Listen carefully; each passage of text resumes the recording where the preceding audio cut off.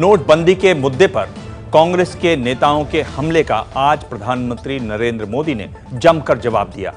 इस सिलसिले में उन्होंने कांग्रेस को देश में गरीबी और देश में बिजली न होने के मुद्दे पर घेरा। उन्होंने कहा कि अगर देश आज इन मामलों में पिछड़ा हुआ है तो इसके लिए कांग्रेस की अगुवाई वाली पिछली सरकारें कसूरवार हैं। एबीपी न्यूज ने पड़ताल की कि यूपीए सरकार के 10 साल के राज में देश ने गरीबी हटाने और बिजली के मामले में कितना काम किया। पीएम नरेंद्र मोदी ने पूर्व प्रधानमंत्री मनमोहन सिंह पर निशाना साधते हुए कहा कि देश की गरीबी उन्हें पिछली सरकारों से विरासत में मिली है। मोदी ने ये बात नोटबंदी के खिलाफ मनमोहन सिंह की दलीलों का जवाब देते हुए कही। उन्होंने कहा कि जिस देश में 50% लोग गरीब हो वहां ये टेक्नोलॉजी वगैरह कैसे हो सकता है। अब मुझे बताओ भाई, ये वो अपना रिपोर्ट कार्ड दे रहे हैं कि मेरा दे रहे हैं? ये 50% गरीबी, ये विरासत किसकी मैं झेल रहा हूं जी। मनमोहन सिंह के कार्यकाल में गरीबी रेखा तय करने को लेकर के कई बार विवाद उठे।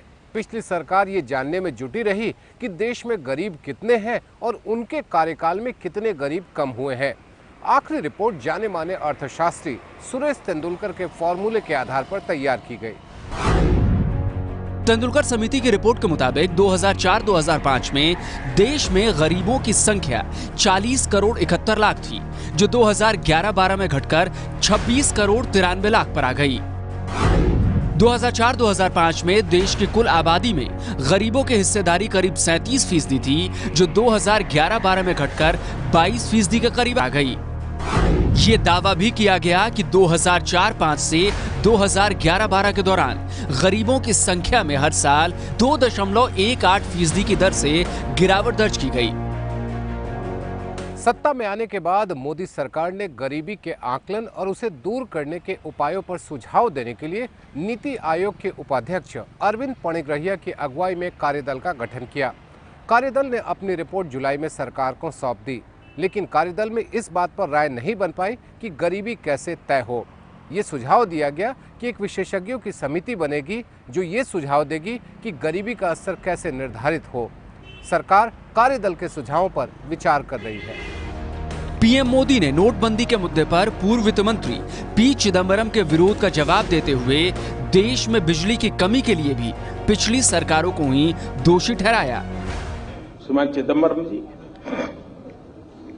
उन्होंने कहा कि हमारे देश में 50% गांवों में अभी भी बिजली नहीं है, तो कैशलेस कैसे करोगे?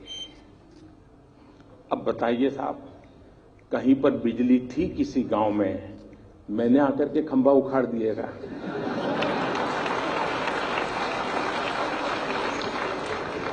क्या मैंने आकर के तार काट दिया क्या? आइए नजर डालते हैं कि यूपीए सरकार के दौरान बिजली उत्पादन की हालत कैसी रही। आर्थिक समीक्षा के मुताबिक 2004-05 में 587.4 अरब यूनिट बिजली का उत्पादन हुआ था, जो 2013-14 में 967.15 अरब यूनिट पर पहुंच गया।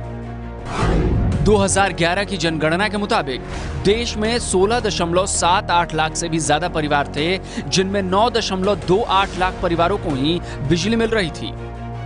बिजली का उत्पादन तो लगातार बढ़ा, लेकिन गांव-गांव तक बिजली पहुंचाने की रफ्तार धीमी रही। वजह थी राज्य सरकारों की लोक लुभावन नीतियां, जिसकी वजह से गांव में बिजली मुफ्त दी जाती थी। इससे बिजली पैदा करने वाली और उसे गांव तक पहुंचाने वाली कंपनियों को भारी घाटा उठाना पड़ता था। अब ये रुझान बदल रहा है। इसकी वजह से गांव-गांव तक बिजली पहुंचाने की योजनाओं से सरकार पर आर्थिक बोझ नहीं पड़ रहा। Shishir Sinha, ABP news, Delhi.